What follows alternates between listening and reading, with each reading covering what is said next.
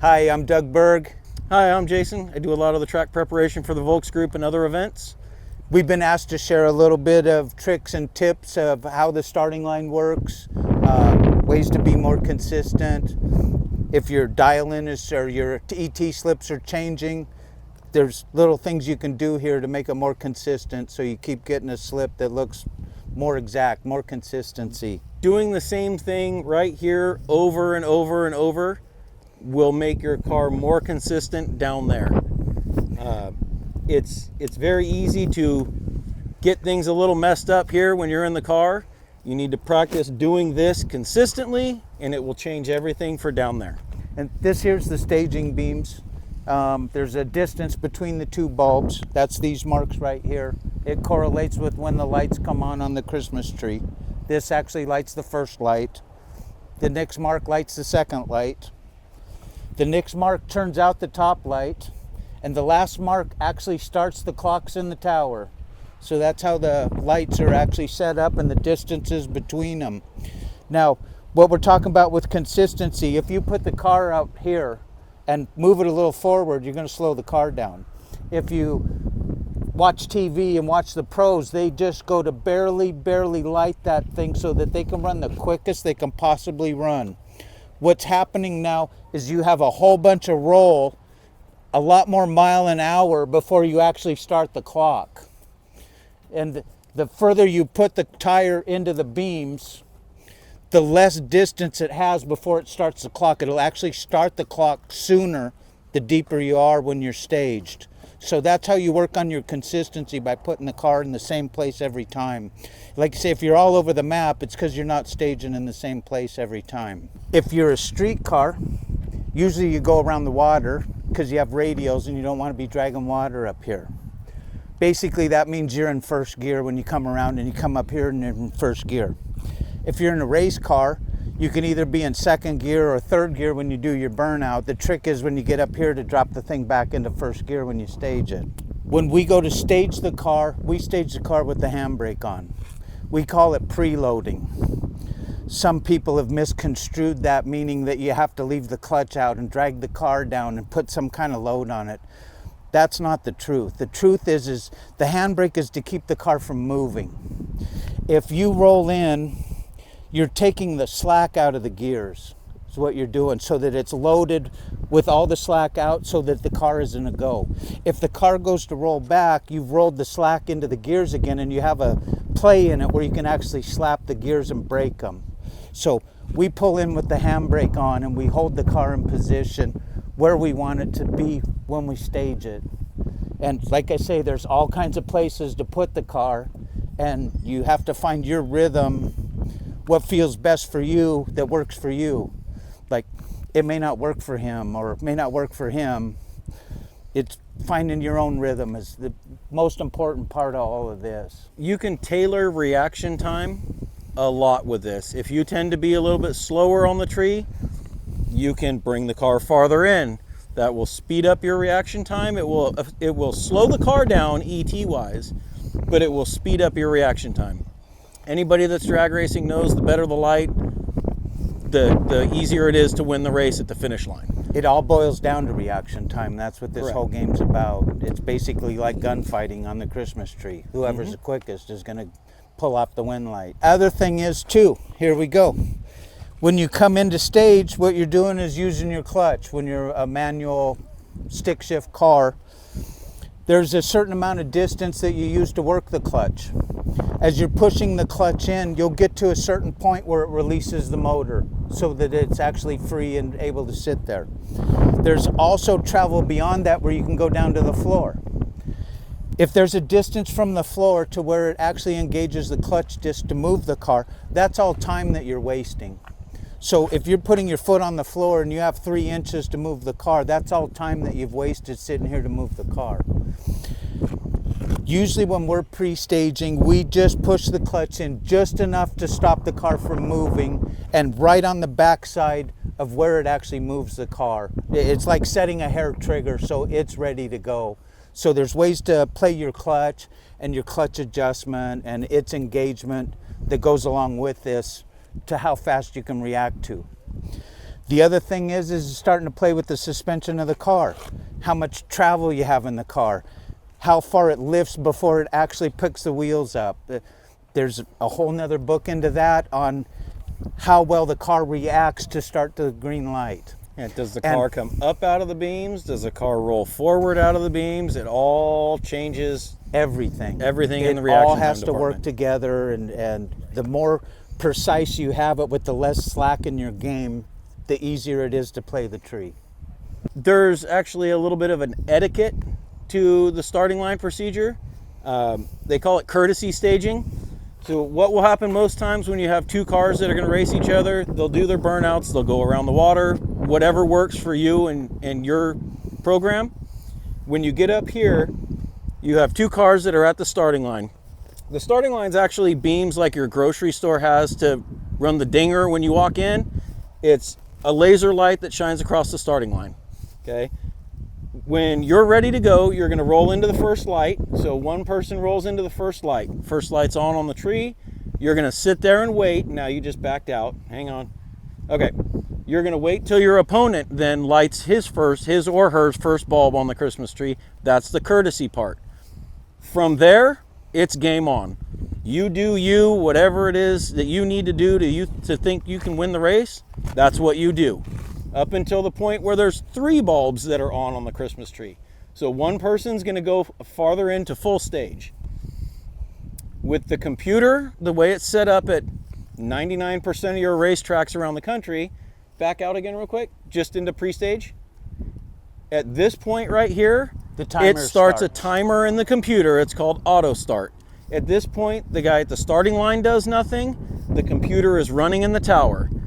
From this point here, you have 7 seconds for him to get for him to stage his car before the tree will automatically drop red.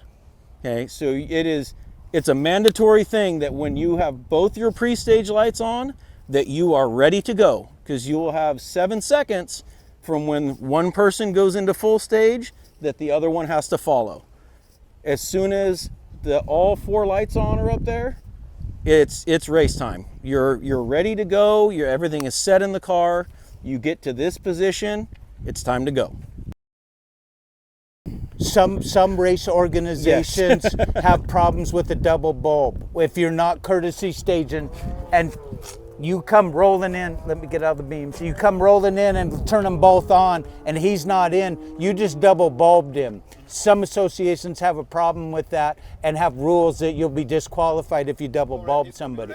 Right, correct. Most associations like to see the courtesy.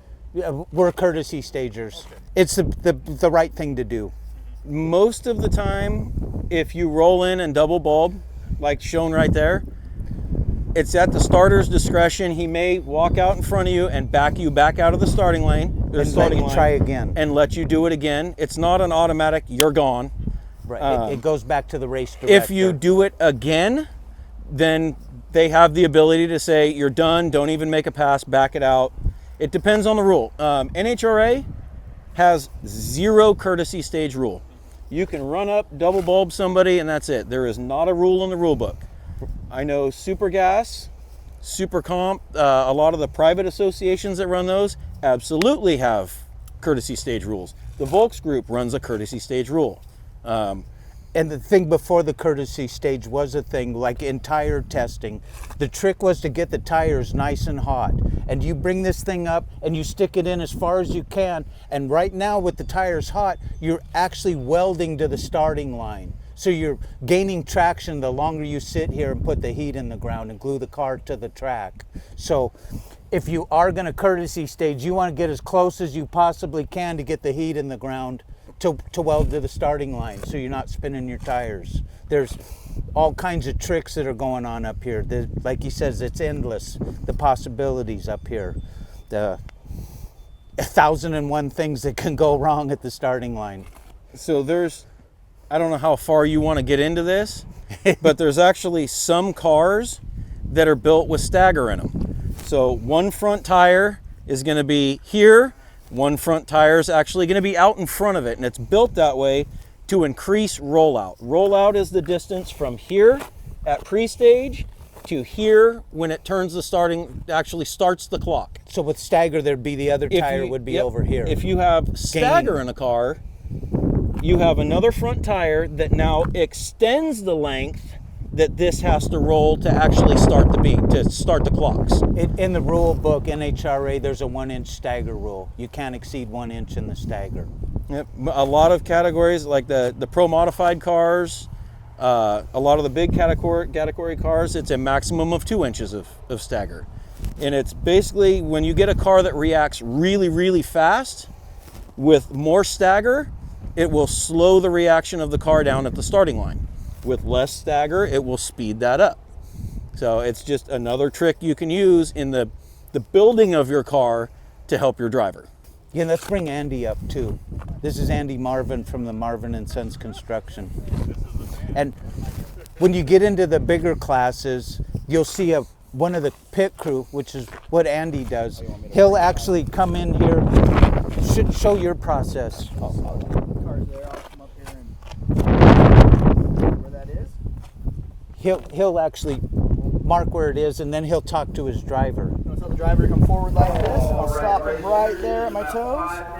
Then he's got the same amount of time every time to bump into the first pole. So he's telling his driver to put it in the exact same place every time, and then he hands it off to the driver, and then the driver will take over and roll in to hit the top bulb. So when you see the helpers helping, that's what they're doing. They're guiding them in to get them to close to where they want to be. A lot of times, a lot of cars, the driver can't even see the starting line. When you get into categories like pro modified, like things like that, the driver sits so low and so far back that you can't see the front of your car. So judging where the starting line is extremely difficult in a car like that. And that's where you get into your help, things like that, helping you just marking where the starting line is to get you close enough. It's all about consistency right here. And in the old days when it was analog, the guy'd come up and set the clocks up. Nowadays there's rules and measurements that these have to be set up exactly, consistently around the country, so that if you go to this track, your slip is going to say exactly what it says at this track over here. No matter where you go, they've refined the consistency for everybody to be on a standard. In the old days, though, it could be 6 inches at this track, 3 inches at this track. It varied greatly in the old days, but now it's a standardized system. And that's this here for the rollout. Yep. Rollout is based on the width of the beam and the height of the beam. So if you go to some tracks that have the beams higher up, they're going to hit at a different spot on the tire. If you have beams that are lower to the ground, they're going to hit in a different spot. It's all going to change rollout. So everything is supposed to be as consistent as possible, track to track, car to car. You can sit there all day long, and it's at the starter's discretion to either move you in or not. Right, and you have to follow the starter's rules. Whatever he says goes. When you get into the pros and the egos start to grow, and you get these guys that think they're Don Garlits, they want to have staging duels, which means who can wait the longest before you light the second light. And then whoever decides to finally go in, that starts the timer. But a staging duel is when you go to force the other guy to go in first, or he's sitting there to force you to go in first. Back to whether you like to go in first or last. Me, I like to go in first. I like to get my dukes up and I'm ready to go. It's very much a routine thing. A really good driver changes his patterns all the time. There are people that like to go in first. There are people that like to go in second. If you're racing with these people enough, you can start to understand people's patterns and how they drive, how they stage, and you can actually use that to your advantage. If you know your competitor never stages first, he always goes in second. Right. We have you can have a burn down in our class that's really good, and he likes to go in last, and we noticed this. So we had a little discussion that we're going to force him to go in first. And that changed the whole game right here on the starting line, because he doesn't like to go in first, but we forced the issue and made him go in first. It changes their routine. Correct. And anytime you can change somebody's routine, It makes them start thinking about something else other than what they should be, and you can possibly get a reaction time advantage out of that race, because instead of being focused on that person's particular routine, you've now changed that. You're in control of that. And we don't like to play games. We like to square shooter. Come in and we're here to drag race. We're not here to play games. But there are situations when somebody's exploiting that we'll put our foot down. That no, we're not going to have you play that on us. But the gamesmanship starts at the pre-stage ball. Correct. Oh, it started clear back in the staging lanes. It really does. Yes, yeah, there's quite a bit to it. Me personally, from the style of racing that I'm from, games are where it's at. Yeah. Like you said, the games start back there. Yeah. The games continue in the water box, and surely the games are played right here. Yeah. You have to be, which from the grudge world, from the radial world, from the pro mod world. Yeah, street racing it is different. Street racing in general. Yeah, it's that's a different all game. about games. And again, the trick is to know how to play the Yep. game.